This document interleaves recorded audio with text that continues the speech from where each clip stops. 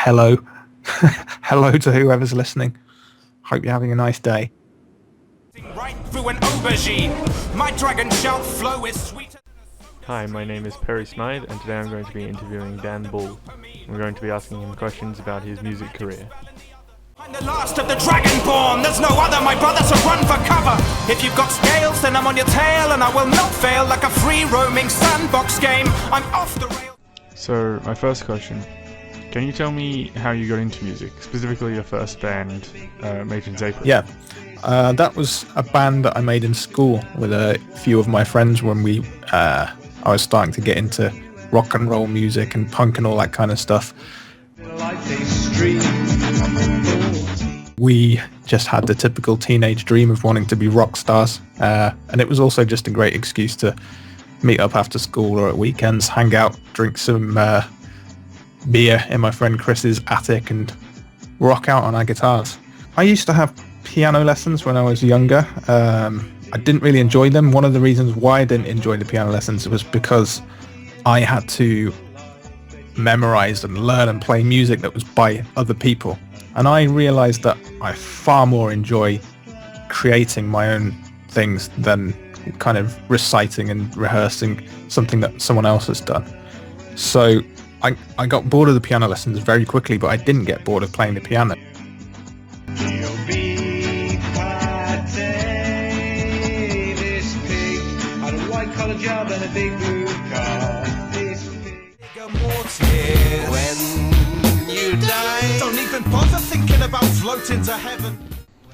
So your first two rap albums, Safe and Face, they were a bit more traditional in their lyrical style, as opposed to your gaming raps, which are a little bit more aloof.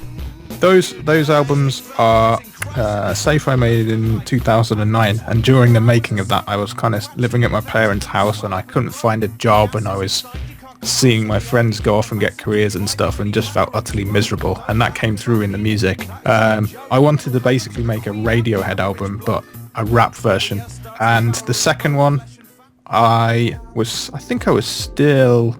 still couldn't find a job at that point, but I was getting some kind of online fans and some success, so that boosted my confidence and stuff, and you can hear that shining through in the music.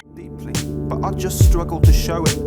I care for those around me, though I don't know how I'm supposed to tell people, so I wrote it down, prepared my vocal sound. My last album was a hell of an effort. Daniel wrote the manual on how to endeavour. Following on from that, late last year you released The Garden, which is your third of the more traditional style of rap. A lot of those songs were a lot more personal. Can you tell me about the inspirations behind that? Yeah, again, that album was one that I kind of was writing at a lot of a slower pace than I was writing the gaming stuff. It was kind of slowly cooking in the background. So when I had some more downtime and more personal time, I'd go away and work on that kind of stuff. And I wanted that album to be almost like a soul album, but a very British, an innocent kind of sounding soul album, and a celebration of simple things.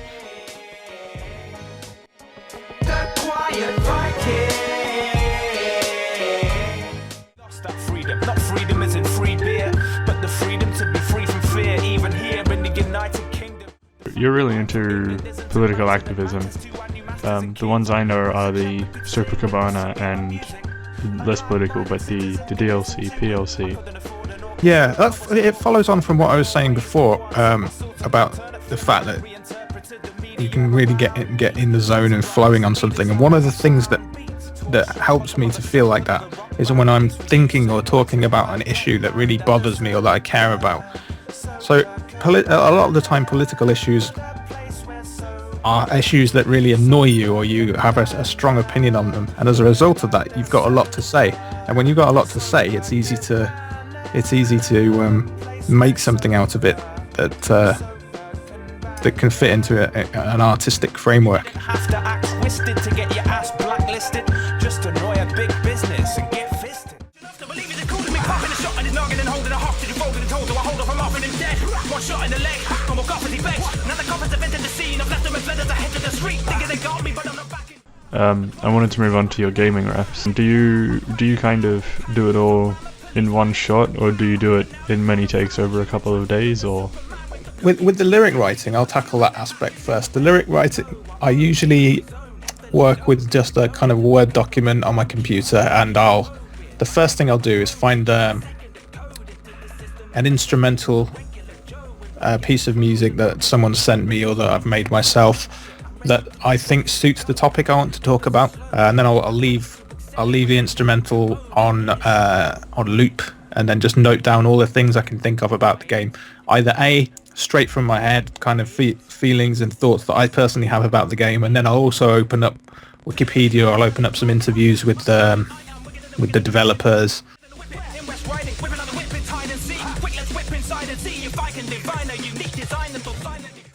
The three of us are so grand thefting, the best in the biz, no damn question.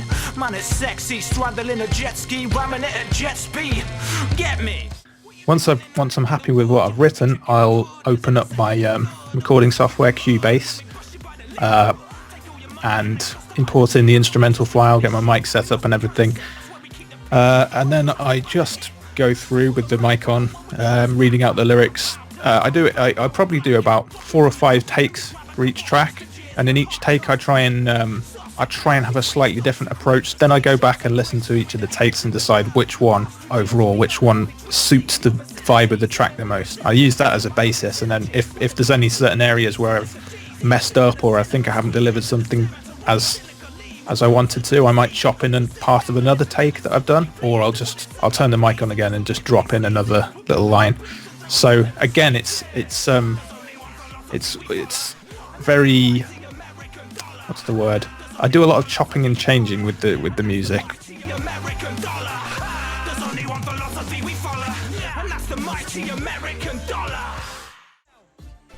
How do you choose what to make songs about?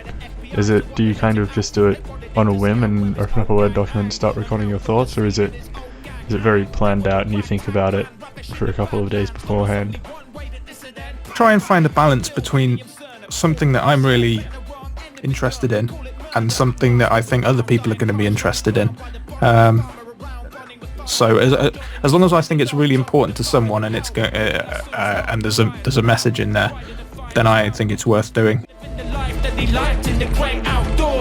I'm pushing, hunting, trapping, interrupting public hanging, such a bunch of random encounters and misunderstandings. But I'm not done with rambling, and John's not done with gambling. Julie looking out for bounties, pulling plans and fully broken body built anew, spirit lingers torn in two, metal fingers grip my heart so cold.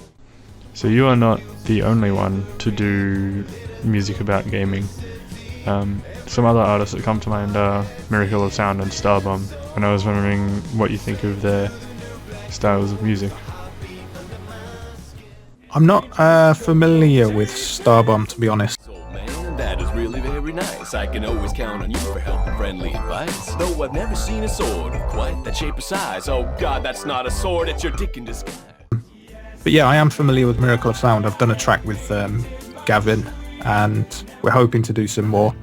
I think he puts me to shame, really, because I think he's far better at what he does than I am at what I do, or rather that what he does takes a lot more skill than what I do, and he seems to think the opposite, so we occasionally have little arguments about which of us is the more talented. When your borrowed time is through, I'll be with you. So I think that about covers it. Is there anything you'd like to say as a final word? I get asked that a lot at the end of interviews, and I always end up drawing a blank generally. I usually end up just saying something like hello. Hello to whoever's listening. Hope you're having a nice day. Okay, thank you for the interview, Mr. Dan Bull. That's alright. There were some good questions. I enjoyed answering those.